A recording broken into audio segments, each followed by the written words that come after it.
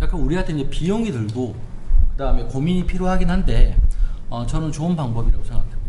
3단 논법 혹은 다람쥐 쳇바퀴 이거를 깰 수 있는 유일한 방법 그 얘기를 안 하는 거거든요. 3단 논법이 뛰어나오려면 지금 이제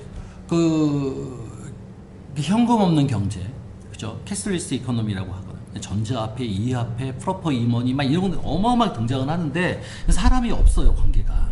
그리고 그게 편리하고 유용하기 때문에 화폐로서 유용한 가치를 갖고 있기 때문에 실제로도 우리도 어떤 측면에서 보면 전자 플랫폼을 갖고 있는 거잖아요.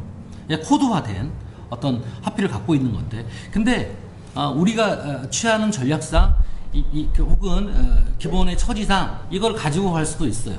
그렇지만 다른 데는 현금이나 주화를 지폐를 없애는 방향으로 가고 있는데 우리는 그 바우처라고 아까 해도 만질 수 있는 뭔가 손에 경험할 수 있거나 뭐 그게 주화가 될건 다른 게 될건 무언가 다른 것이 있다라고 하는 것은 우리의 생각 그 다음에 사람들한테 만져볼 수 있는 거를 좀 더 긍정적으로 할 수가 있는 거죠. 지금 사실은 우리는 이제 보편적으로 다 스마트폰을 갖고 있거나 딱 그런 거잖아요. 지금 플랫폼이 깔리죠, 사실은. 근데 이제 이걸 만약에 확대하려고 하면 이제 약간 이제 고민이 되는 거죠. 왜냐면 스마트폰, 그러니까 플랫폼이 안 깔리는 스마트폰이나 핸드폰 같은 경우는 일단 제약이 걸리는 거잖아요. 이거 하면 좋아요. 근데 내가 어떤 생태한 할아버지를 만났는데 이건 안 한대요, 핸드폰을. 그럼 답답한 거예요, 이제. 막히는 거잖아요. 그래서 하나의 픽스된 게 아니라 여러 가지 전략을 취하거나 혹은 이게 아니라 실제로도 우리 가끔 어디 가다가도 같이 MP 갈고는 옷도 막 같이 맞춰 입고 있는 거잖아요. 눈으로 확인 가능하거나 손으로 텐지블 할 수 있는 비지블, 텐지블 이게 되게 중요하다고 생각되는데 왜냐면 소속감, 공동체 거기서 사실 이데올로기나 공통의 통념이라고 얘기하는 커먼센스라고 얘기하는 상식이라는 게 튀어나오잖아요. 그랬을 때 보면 자꾸 그런 활동들을 많이 하는 거는 제가 볼 때는 도움이 됐지 이렇게 손해가 아니라고 생각돼요. 하지만 물리적인 거리 혹은 우리가 네트워크 공동체라고 했을 때 바로 옆에 임금만 아니라 멀리 떨어진 뭐 서울이나 뭐 오로빌이나 파리나 이런 사람들하고도 할 수 있는 거잖아요. 그때 그 적절한 어떤 우리 디바이스라고 하죠. 적절한 디바이스를 사용하면 되거든요. 그 디바이스가 물리적인 거리나 한계에 따라서 핸드폰이나 컴퓨터 코드화된 머니가 똥분이 이제 FSM이 될 수도 있고 아니면 인근 거리나 우리가 가깝게 만날 수 있으면 텐지블하는 뭔가 주화나 지폐 형태가 될 수도 있을 거다라고 생각합니다. 다음 세대 디지털 사회가 만약에 이미 와 있고 더 오잖아요. 막 오는데 사실 우리가 그런 면에서도 디지털 예방주사도 필요하다는 생각이 들어요. 만약에 요만한 애 같은 경우에는 오히려 디지털 예방주사를 딱 주면 아무렇지도 아프지도 않고 그냥 받아들이는 거죠. 근데 할아버지 아까 말씀드린 대로 스마트폰을 이제 쓸 수 없고 또 생태의 가치를 어떤 특정한 녹색의 차원에서 굉장히 강조하시는 분들은 사실 안 쓸 수 있잖아요. 이런 분들한테 디지털 예방주사를 많이 놓으면 상당히 아파하고 거부하고 몸이 아플 수도 있다라는 거죠. 그런데 정말 디지털 시대를 어떤 세대 간의 갈등을 해결하기 위해서 맞아들이기 위해서 예방주사를 맞아야 된다면 꼭 거부해야 되나 아니면 다른 가치를 주장해서 디지털보다 더한 가치를 소통해야 되나 라는 갈등은 우리 사회가 이 트랜지션 피어리에 대해서는 반드시 필요한 거 아니냐라는 거죠. 그런 차원에서 똥분이 화폐를 이제 가끔 공동체 같은 데 가면 우리는 공동체이기 때문에 생태 중심 공동체이기 때문에 스마트폰이 없는데 어떻게 똥분 화폐 합니까? 그러니까 우리하고는 거리가 있습니다 라고 얘기하시는 분들이 있거든요. 그런 차원에서는 어떻게 생각을 하냐면 디지털 사회를 준비하는 하나의 운동, 우리가 모든 것을 할 수 있다라는 게 아니라 디지털 사회가 왔을 때 생길 수 있는 엄청난 그 간극을 똥분이 화폐가 일부 담당해서 디지털 예방주사를 이 사회에 제공하고자 하는 것이죠.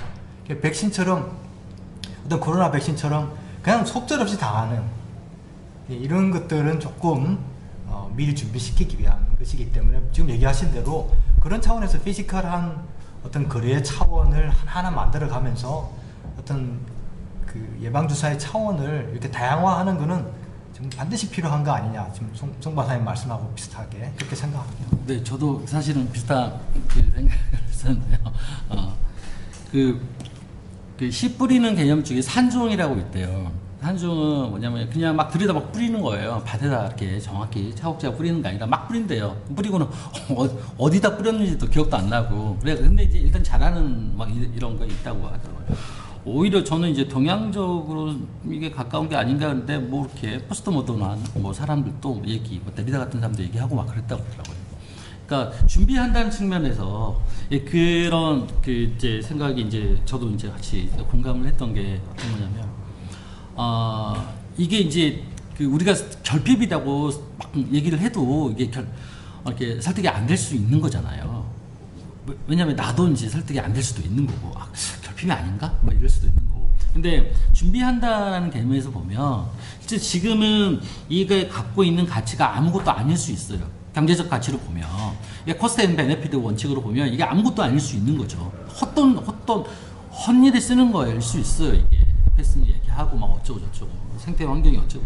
근데 이게 사실은 마스크처럼 어떤 필요한 결핍의 순간이 뻥 하고 오겠죠. 이 사회, 이런 자본주의 시스템 사회 오래 못 가거든요, 지금. 뻥 하고 온단 말이에요. 그게 팬데믹이 됐지, 혹은 금융 그 위기가 된지, 하여튼 온단 말이에요. 금융은 10년마다 주기적으로 온다는 게 거의 정설인데, 지금. 온단 말이에요. 그러면 그때 왔을 때 어떻게 준비해야 되느냐. 지금 아주 쓸데없는 것 같긴 하지만, 만약에 그때 마스크처럼 뻥하니 터졌는데 이런 생각, 이런 차분하게 이렇게 갖고 있는 여러분들의 생각들 곳곳에 한 10년, 20년 지나면 다른 곳에 다 계시겠죠. 그러면 그분들이 내가 이런 경험을 했는데 이걸 한번 해볼까? 내가 충분히 옛날에 훈련 받았었는데 라고 하면 여러분들을 일종의 보면 활동가? 프로파간다나 혹은 이제 인큐베이팅 한다고 생각할 수 있는 거, 이런 문화 자체가, 이런 경험 자체가. 그런 의미에서 이거를 준비하는 거는 지금 당장에 제한된 인식이나 지식을 가지고 이건 아무것도 아니야, 유행성도 없네, 프로모션 좀 해봐, 막 이렇게 입 바른 소리만 하는 그런 거, 입 바른 소리라고 얘기하는 게 좀 그런데, 하여튼 정확한 지적만 하시는 분들 얘기를 그대로 다 듣고 주눅들 필요가 없다고 생각이 돼요. 여기 이 가치는 그 FSM의 가치는 그런 게 있다고 생각되는 거예요. 그래서 좀 배민동 표현을 아까 이제 디지털 예방 접종이라고 얘기하셨지만, 그래서 준비할 수 있는 거죠, 사실상. 그리고 그만큼 가치가 있는 게 아닌가라는 생각입니다. 그 이제 우리가 충분한 가치 얘기는 많이 했지만, 그런 아주 좋은 실험인데, 그 이제 약간 기술적인 방면에서 얘기를 드리면. 우리가 장부를 적잖아요. 부킹을 한다고 그러잖아요. 이 부킹이 원래 말씀하신 그런 고민 때문에, 그때는 사실은, 이런 디지털 기기가, 없었지만, 아무것도 없는 거예요. 근데, 되게 복잡하잖아요. 화폐도 여러 사람이 여러 종류의 화폐를 갖고 와서 상강무역하고 막 그랬으니까. 그래서 그냥 한 사람이 적어요. 한 사람. 기술적으로 말씀드립니다. 나눠주고, 한 사람이 적고, 그 다음에 그 사람한테 간 일련 번호가 있을 거예요. 그럼 한 사람이 적고, 몇 퍼센트 삭감, 이렇게 적는 거죠. 그렇게 해서 기술적으로 문제를 풀 수밖에 없어요. 그러니까 중앙은행 시스템처럼 이렇게 사용하는 거죠, 그렇게.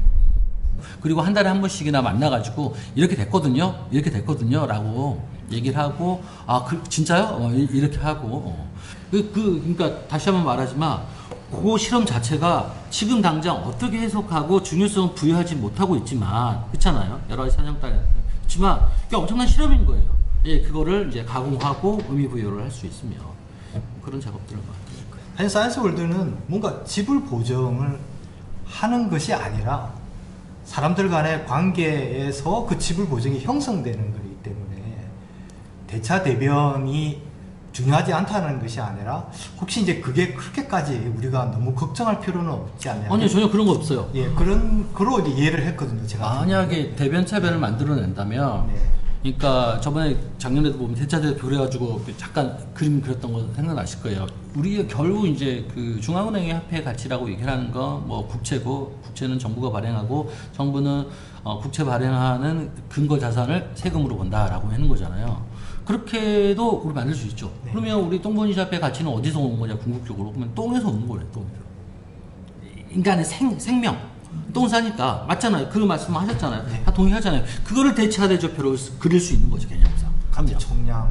그렇죠. 그렇죠. 네. 그래서 이 똥가치 화폐의 등락이라고 하는 것은 시장의 그 거래량이나 거래 가격의 변동에 따라서 그 기준 없이 출렁출렁하는 게 아니라 사실은 똥 누는 거고, 똥 누려면 이 사람들은 먹고 살아야 될 거 아니에요. 생명의 유지가 있어야 될 거 아니에요. 그럼 필수제가 존재하는 거죠. 사실은 개념 연결시켜 보면, 그러면 우리가 전부 다는 아니지만 그나마 살아갈 수 있게 공급을 하잖아요. 이게 사이언스 월드는 센터 사람들은 죽지 않고 살아갈 수 있게 공급을 하죠. 뭐 어떻게 됐든지. 그러면 그거를 이렇게 엮으면 이 통 하나의 순환 경제가 되는 거죠.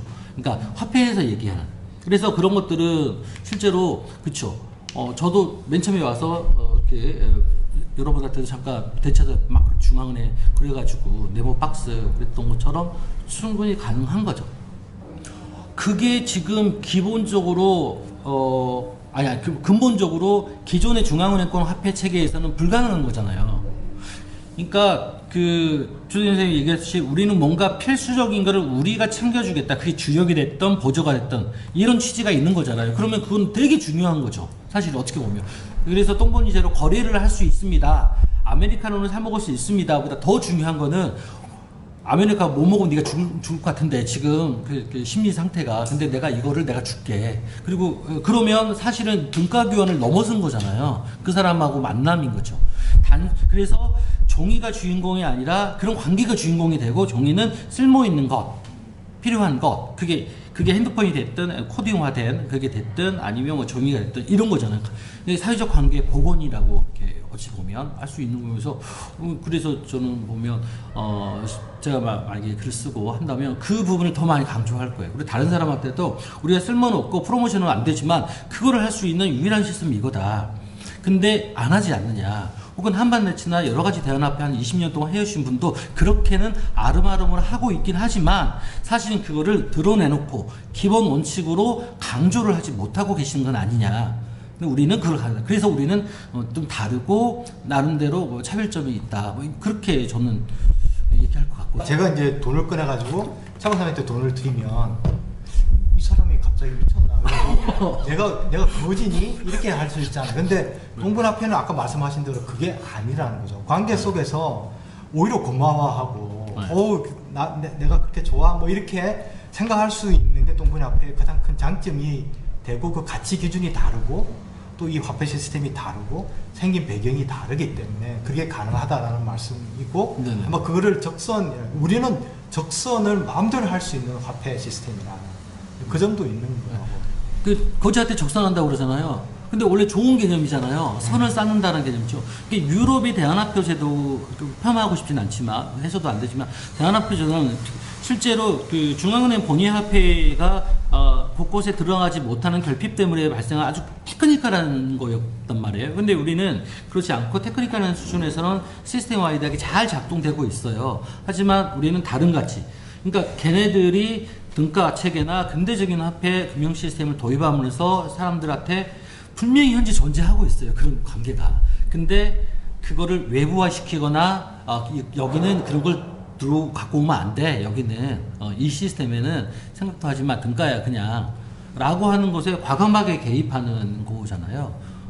그래서 그런 의미를 더 강조하고 싶었다고 말씀드렸습니다.